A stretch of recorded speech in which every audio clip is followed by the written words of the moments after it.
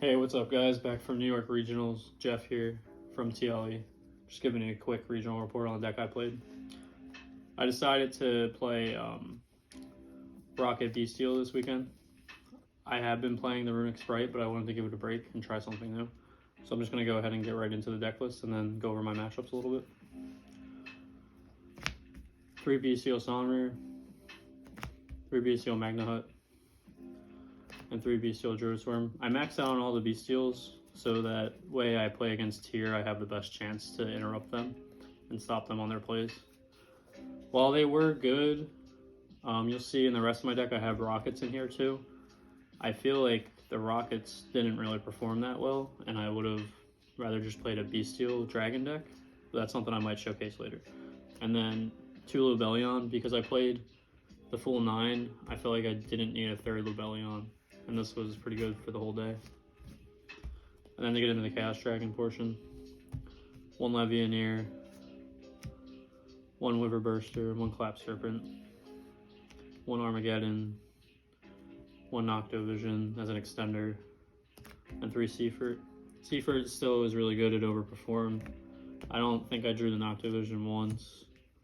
Armageddon comes up sometimes, but it definitely is something that you could consider cutting. And then to get into the Rockets, it was a pretty minimum package. 1 Rocket Synchron, 2 Rocket Tracers, 1 Rocket Recharger, and 1 Epsa Router.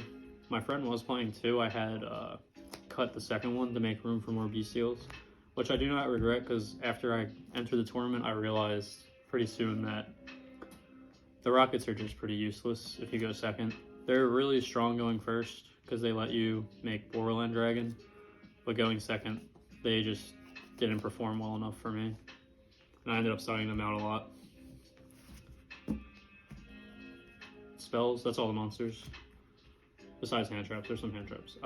3 Chaos Space, 3 Quick Launch, that's pretty standard. Field spells are the Boot Sector and the Dragon Ravine. Dragon Ravine was very strong with Seafort, because you can dump Lubellion and you can dump Levy and add them back. And then Boot Sector is just Boot Sector, lets you extend. And the last spells are Brandant Regain for the Brandant package. This card performs very well in the grind game, and that's what makes me want to try just a dragon like grind S deck, maybe adding Tiding and Chambermaid Dragon. And then 1 triple Tactic Talents. I didn't want to play more of this because I never wanted to draw multiple and have it dead, and it was just alright. I didn't really find myself needing it more than I drew it, and it was good when I drew it, so 1 was fine. Branded Beast, this card is excellent with Lubellion. It can get the Brandant Regain if you manage to pitch Saronir some way with Dragon Ravine or discarding off Seafort. You can send the spell, and then at the end of the turn you can end on the spell and the trap. So it's pretty strong. And then for hand traps, generic 3 Imperm and 3 Effect Veiler. These are really good this format for stopping Kick Hollows primarily, and against Flunderies it can also stop their play. But when you go first and you open both Veiler and Imperm, it kind of just makes your deck a little bit weaker. That's all for the main deck. Again, I would probably take out the Rockets and replace it with more Dragon extender cards, because the Rockets just underperform. Get in the extra deck.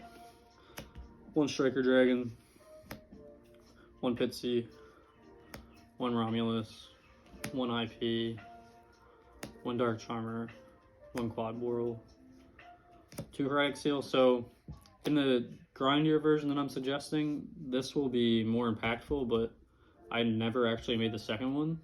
It was going to be something that's in my side deck originally, in the main deck, but I figured I might need it if I get into a grind situation, but it just didn't come up at all.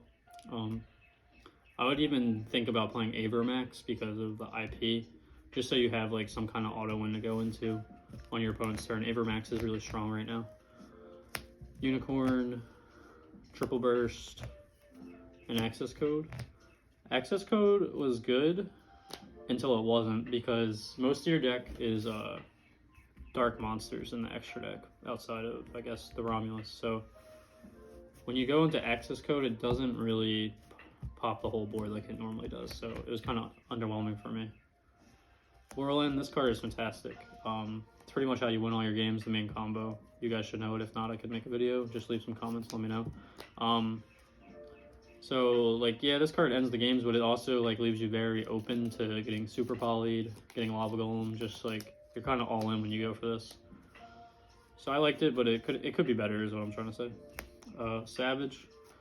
Savage was Savage, it was good.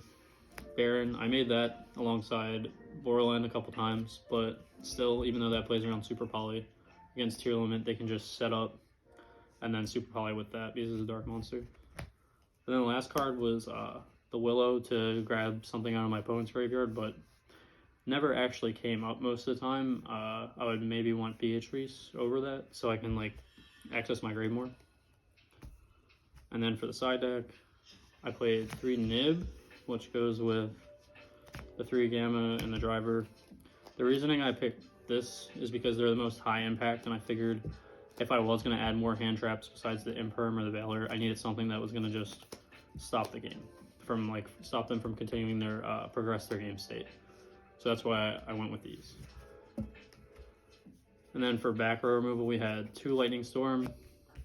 Twin Twister might have been a little bit better because you do sometimes have face-up cards with the Bestials. So with Twin Twister, I think I would have been able to react more and still play the deck how I want it instead of like holding the Bestials until after I Lightning Storm. But it was okay. I didn't mind it. It won me like one of the rounds. 3 evenly. This was like iffy as well. I think if I just add the Twin Twisters in, you can cut down on these and then add in Rivalry. I didn't have a Floodgate, so like whenever I went first, I was kind of just banking on what my deck already does. And we know sometimes that's just not going to be enough. You need some kind of auto win in your side. And then the other board breaker was Dark Ruler. I just like Dark Ruler. It covers a lot of matchups. Can't really go wrong with it. And then this is the other card that was in my extra deck before the second Erratic Seal got put in. It is the Scarlight, and it is just a cheese for time, pretty much. And it did come up one time, and I got Imperm. That's what I'm about to go over now. So, for my tournament, the first round I played against Enzo. He was playing Sprite. Pretty decisive victory on his part. He went first, and he comboed out. I just conceded so he wouldn't know what I'm playing. Go to game 2, I brick pretty badly, and my only play is to go Quad Boral to make Savage to back up my Nib that's in my hand. And he held the Imperm for the Quad Boral because I didn't do anything else impactful. So I lost that round. Round 2, we played against Crystal Beast. Game 1, he just bricks. So I just do like some simple dragon things and then eventually kill him on the 4th turn. Game 2, however, he is able to open Baguska, Zombie World, Dimensional Shifter, and the Counter Trap. I tried to play through it, and I did with the Bestials, but it took a little bit too long, more than I would like to.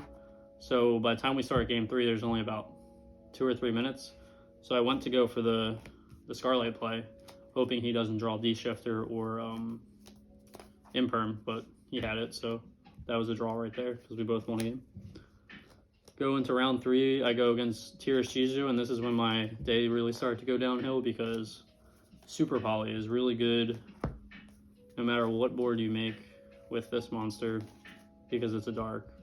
And if you have 2 dragons on the field, which you will most of the time with these 2, you just get super polyed. So yeah, it wasn't too much fun getting hit with super poly and then dealing with all the shuffle backs.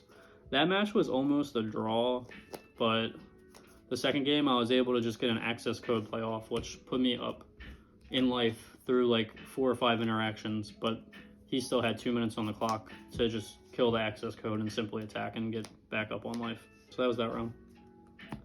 I said, why not decide to keep playing, just have some fun. I already came all this way. I was about 2 or 3 hours from home. So I played against Heroes. This game was like pretty back and forth. The first game, I didn't draw that well, and the Bestials don't really do much. So that's when we got into our side deck. By game 2, I was able to make Borderland again, and they couldn't out it, so I won that game. And then game 3, I just opened Nib and Imperm, and against Heroes, Nib is pretty much an auto win. So that was a win. We got a win. Round 5, I went against Cash Tears, yeah. The new deck. He didn't have all his support yet, but it was still a pretty good match. The first game, I got blown away because I played too conservatively, trying to play around Super Poly. And then he just had back row removal and could play through my seals. I went into seals and like had like the trap card set and stuff like that. And he just played through it pretty easily. But then game 2 and game 3, I just stuck to Borderline and just hoped that he didn't play Super Poly pretty much. And he didn't play Super Poly, so that game went in my favor. Pretty cool guy though. Game 3, he ended up getting hit with the Lightning Storm on his skill drain, and he wasn't able to come back from that, and I was able to take the victory with some Chaos Monsters. So that was round 5, and then round 6 I went against another Ashizu tier. Go figure, it's the best deck, right? So game 1, like I think I have a chance. He goes first, and like I'm trying to like fight him off with the Bystials. He wasn't having it. It didn't matter. Like he just, every time he milled, it was just like stronger than what I could actually do with the cards I had. And then game 2, we got Super Polyed. So that was my whole regional at that point. I couldn't get an invite, so I had decided to give up and just cheer on my friends and hope that they had a good time, which some of them, they got their invite. They finished like 22nd and 25th, so it was a good time. Nobody got to the top 8, but maybe next time. You just got to use the heart of the cards and always believe, you know? But thank you. Comment, rate, subscribe. Let me know what you guys want to see next. All right, peace.